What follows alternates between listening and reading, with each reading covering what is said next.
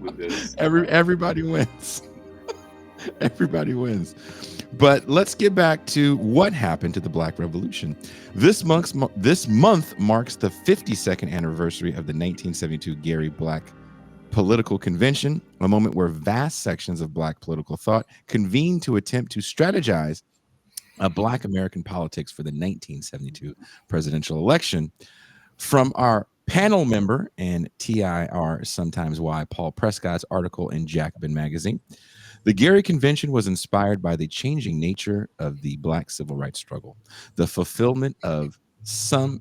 Some of the civil rights movement's major legislative priorities, namely the Civil Rights Act of 1964 and Voting Rights Act of 1965, had unleashed new questions about the movement's future strategies and goals.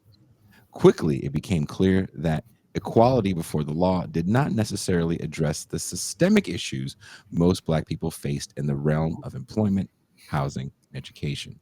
Some trade union oriented civil rights leaders like A. Philip Randolph and Bayard Rustin proposed the continuation of a broad multiracial coalition to take on structural economic issues in the form of the Freedom Budget for All Americans.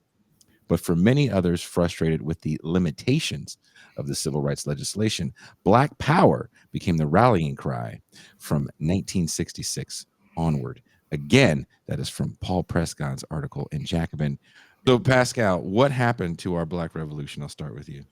I think that the Black Revolution faced something that most revolutions face, which is the inability to confound or to reconcile internal class stratification amongst revolutionaries. I mean, listen, when you have Richard Hatcher and you have people coming out of the Congressional Black Caucus dealing with the Miri Baraka, Bobby Seale, and former members of the Black Panther Party, these people have different worldviews. Why is there an assumption that we're going to have one universal black theology or ideology that's going to come out of a meeting of all those forces, and the ones that are not the most funded, the most well connected to the foundation world, the ones that are most experienced in PMC type skills because they have been working in the Great Society programs. Why are we not going to assume that they take the helm and the leadership and the direction of the agenda as opposed to those radical revolutionary cadre that may not have those experiences? Paul? Yeah, I mean, I'll start by saying, I think a big question going forward from 1965, 1966 is like, what does it even mean, the Black Revolution? What does it mean? What are the goals? And 66, I think, is a very interesting fork in the road moment because at that time, Oh, Jesus Christ. the right mainstream, people like Byron Russell, they actually were in agreement with the Black nationalists like Stokely Carmichael, Charles Hamilton. They were in agreement that the civil rights legislation for urban Blacks, cities like Newark, Philadelphia, Chicago, all these places, like it didn't really mean much to them to have a civil rights bill because there it's sort of like we kind of already have that.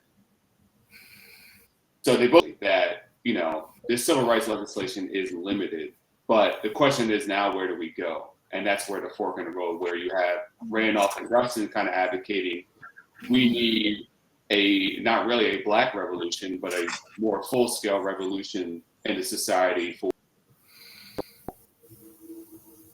employment, for healthcare, for universal.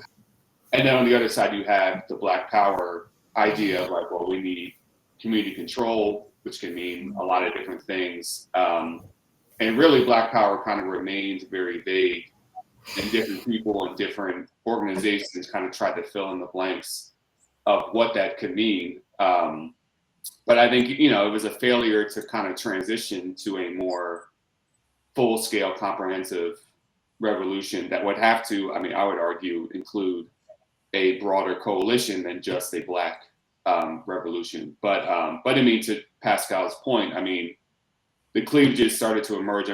From 1960 to 1970 alone, the black middle class doubles. During that same period, you all of a sudden you now have black mayors of major cities, black congresspeople, you have the creation of the Congressional Black Caucus. So inevitably there's going to be divergences in strategy. Not to mention, I mean, a lot of broader structural factors kind of outside of black activist control, such as deindustrialization, and a lot of. Hey, Bert, what happened to the Black Revolution, Bert? What happened to your Wi-Fi, Bert? My Wi-Fi seems fine, but if the camera gets distracting, I'll just turn the shit off. It's fine. It's just some max headroom shit. I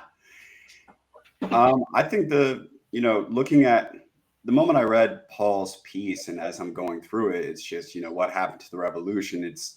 For me, they never conquer, or they never get over the class fractures, because if you're looking at it from the perspective of, the black middle and upper class, they seem to succeed pretty well at what they would like to do. Just to put some actual numbers on it, looking at household income in 1972, when the convention is happening, just 1.2% of black households are above the $150,000 a year mark. You come up to 2022, and that's up to 12% of black. So it's a massive increase of black households, over 10%, making over $150,000 a year. Obviously, you have the expansion of the black middle class. In terms of, the coalitional movement, as democratic politics, moves by the decade, they overall managed to cut the poor out just across the board. Black Democrats today, they don't have any inroads. They don't really seem to want them with, the greater swath of white poor.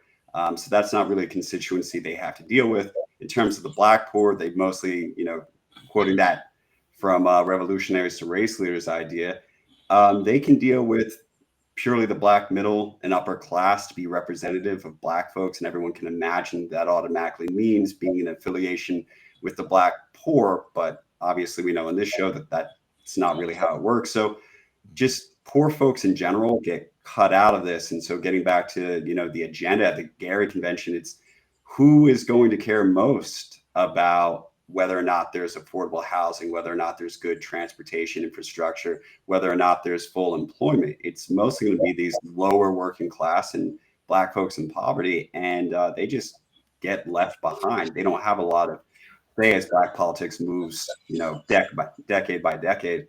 And if you're looking at it from the perspective of the black middle and upper class, they continue to be succeeding in their particular neoliberal goals. I mean, if you were to look up master's degree attainment right now and separated by race, like 13% of the master's degrees handed out like 3 years ago were going to black folks, which is very close to perfect representation. So I think the party split along class lines, or the project split across class lines, and black poor and lower working class were left out. Pascal, you want to add on that? Well, I definitely think there were profound class cleavages in terms of the results that come about after these movements, right? Because part of the problem is that the remedies that are suggested as a consequence of this movement era is really based on increasing leadership at the top in terms of affirmative action, minority set aside programs, things of that nature. These are things that are going to be designed to help improve the quality of life of black people at the top. But at the same time, don't forget we're having an increase of mass incarceration, deindustrialization, and a few things at the bottom. So there's no question that there's going to be a class fracture that increases in the black community. But my question is that why are we expecting black politics to be able to effectively handle that?